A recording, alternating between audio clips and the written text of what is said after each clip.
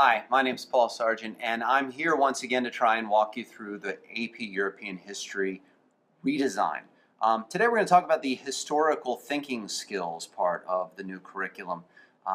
And the big idea here is that the College Board doesn't want this to be a simple just passage of knowledge. You know, covering content is not going to be the big push anymore. Now it's about developing the skills in students that historians use when they, whoever, interpret and judge the past. So what the College Board has done is they've divided historical thinking into 9 separate skills. And each of those 9 separate skills they've subdivided into 4 separate areas. So I'm going to go through them basic level in this video, and then if people are interested, and please let me know if you are, I'll be more than willing to go through in a little bit more detail what these different thinking skills require. All right, so the first set of thinking skills is called chronological reasoning. This is all about students being able to put events and movements into some sort of chronology, so I understand what came before, what came after, and all of that. And it's really divided into 3 main skills. Number 1, historical causation. What caused this? What were the long-term causes, short-term causes? How does one thing lead to another? Skill number 2, they call it patterns of continuity and change over time. In other words, students need to be able to understand that there are things that change over time, and there are also things that continue over time. And they need to be able to develop that understanding so that they can talk about those things in any of the written portions of the exam. Skill number 3 is periodization.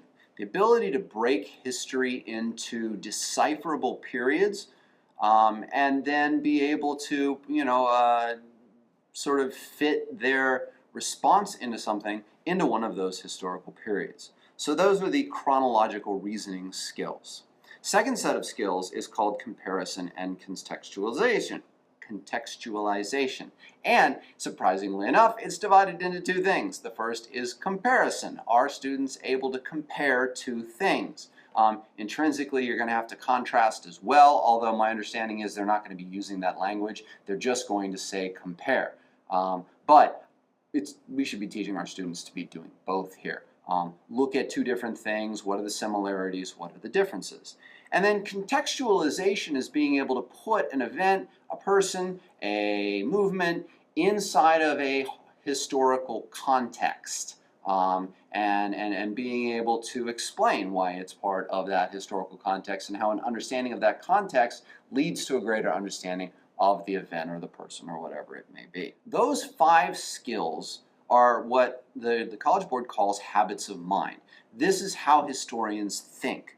When we, for example, hear of the storming of the Bastille, we automatically throw ourselves in the late 18th century. We're in France. We understand the idea of the 3 estates and the social divisions there. We understand the economic problems. We understand Louis XVI and all of the issues and extravagance at Versailles.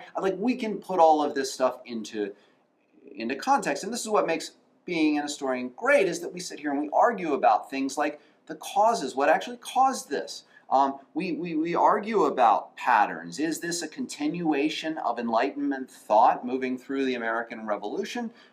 Or is this something that's entirely different?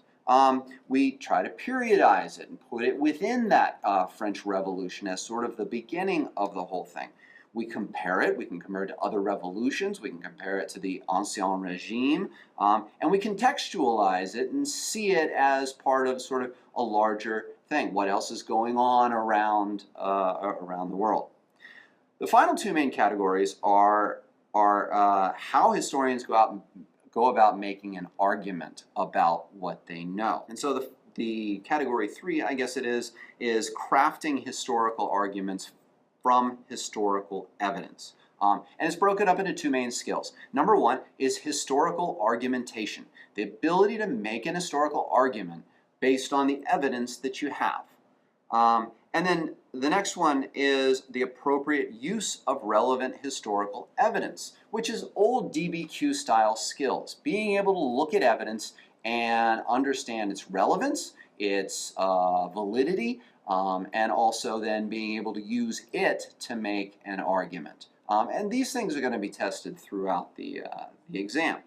The final category is historical interpretation and synthesis. And this is sort of like the highest level skill that the College Board wants students to be able to understand.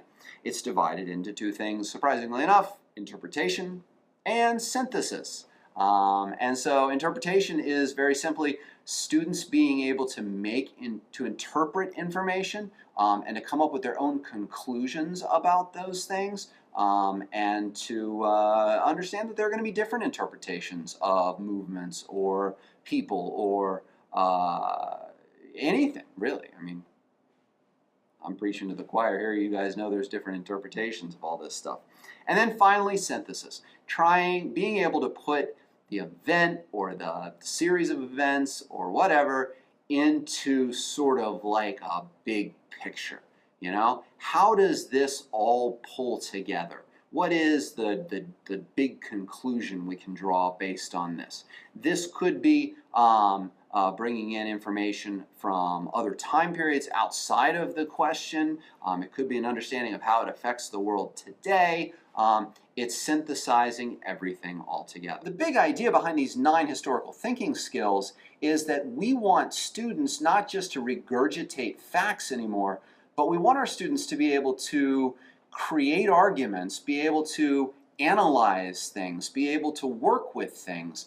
And in my opinion, this is what's going to fundamentally change the way the AP European History course is taught. This can't be, I believe, a lecture course anymore. If we spend all our time lecturing and going through fact after fact and covering content, students will not develop any of these skills. And when they get to the exam, they're going to be met with contextualizing and periodizing and all of these other things, and they're not going to know what to do with it because all they know is a series of facts. So we need to make sure, as we go through and teach this course, that we explicitly tell students and that we explicitly test students and that we explicitly create projects that force students to use these historical thinking skills. And when they use them, we need to point them out and say, great, you know, you just contextualized wonderfully. And I think that's going to be a fundamental change so that hopefully students can go into this exam saying, we know exactly what these skills are and what's expected of us.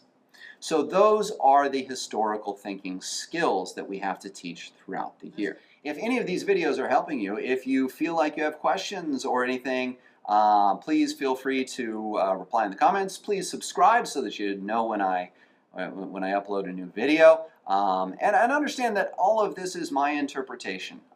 The official word from the College Board can be found in the new course description. I encourage you to read it and to go through it really carefully. This is kind of just my take on things. So anyway, hope you enjoyed it and have yourself a great day. Thanks for watching.